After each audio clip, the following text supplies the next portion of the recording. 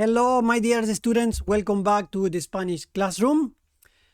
Today, no need to tell you who I am or am I. We will continue with grammar. And what we bring to grammar today, remember, this grammar is accordingly to the student book Uno, Aula Uno.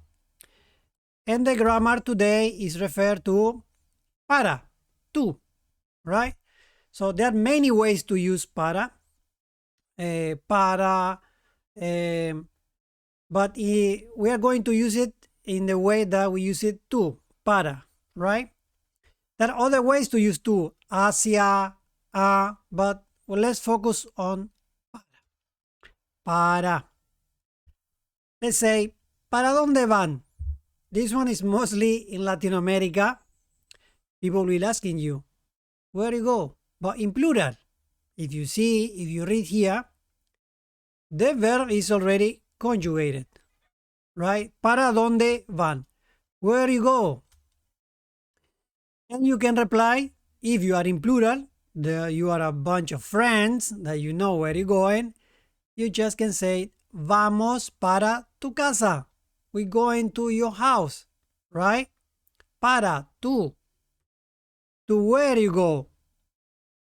We go to your house. Vamos para tu casa. ¿Para dónde van?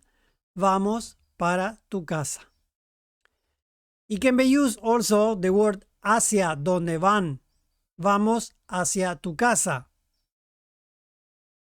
But now let's work it out with para. Okay, that's another way to say para tú. Now, para tú again. Voy para el aeropuerto. If anyone asking you, right? ¿Para dónde vas? Voy para el aeropuerto. Voy, remember, voy is the verb ir, to go. So I could say yo voy, but I skip the yo because the verb voy is already conjugated and implies that I'm talking about myself. The first person. Yo voy para el aeropuerto. But you skip the yo and use only voy. You write down voy or you say voy. Voy para el aeropuerto. Or if you go in plural, vamos para la escuela. Right? If someone asking you, you are with a group of friends also, you going somewhere. ¿Para dónde van? Vamos para la escuela. Where are you going? Or where you go? We go to the school. Vamos para la escuela. All right? We have next one. Para, for. The first one was para tú. Very simple one to use it. But para, for. ¿Para qué? For what? ¿Para qué lo necesitas? For what you need it. All right? Continuamos with the differences, right? You can use it together as well. You can use para, or for, o tú. But let's say, ¿para qué necesitas los anteojos? For what you need the glasses. There are many ways, yes, to say gafas, lentes. Anteojos is another way to see it. Anteojos means before eyes or before the eyes, right? So it's another way, another word for you to take note to increase your vocabulary to say glasses, right? Reading glasses or sunglasses or any kind of glasses that you use with your eyes. ¿Para qué necesitas los anteojos? ¿Para qué? For what? And then you can reply, para poder leer mejor. To read better.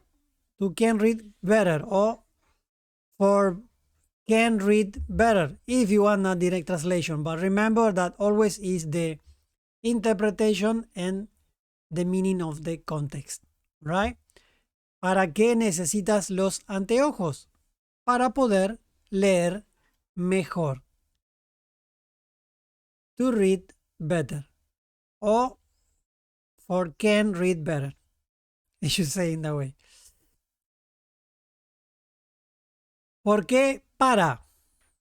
We can use also ¿por qué quieres dormir? Para descansar.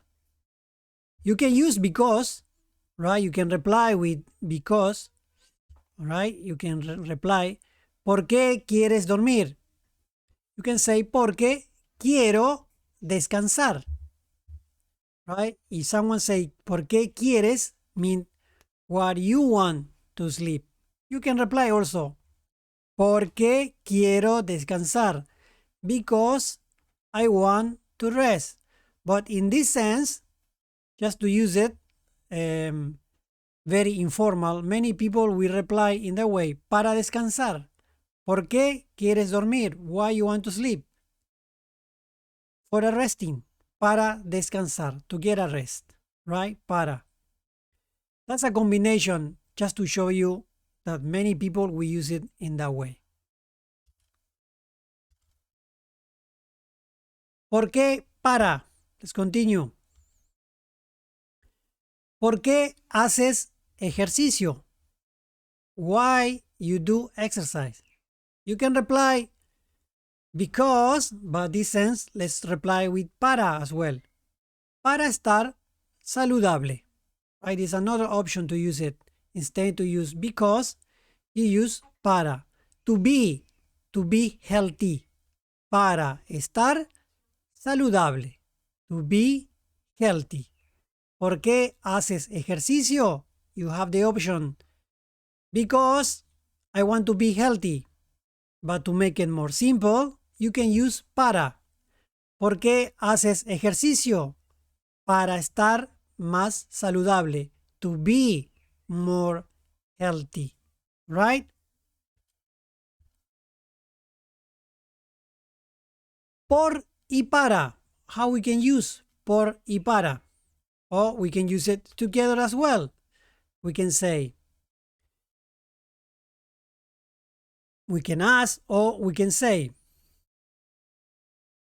por esta vez puedes, pero no para siempre. That's a more complex sentence, more complex word, but it's just for you to have a grasp how to use para, right? Let's say someone asking you to do for something, right? And you can tell, por esta vez puedes. By this time, you can. Pero no para siempre, but not forever, right? One way is to use por, different ways to use para. However, you can interact, you can exchange how to use it on the daily talking, right? And then the last one, just to show you a simple expression for you to know this kind of expression. Nada es para siempre. Nothing is forever, right? That's only to show you how you can use por and para. Alright, thanks for watching. I will see you on the next video of the grammar from the student book, Aula 1, Aula 1. Adiós. Chao, chao.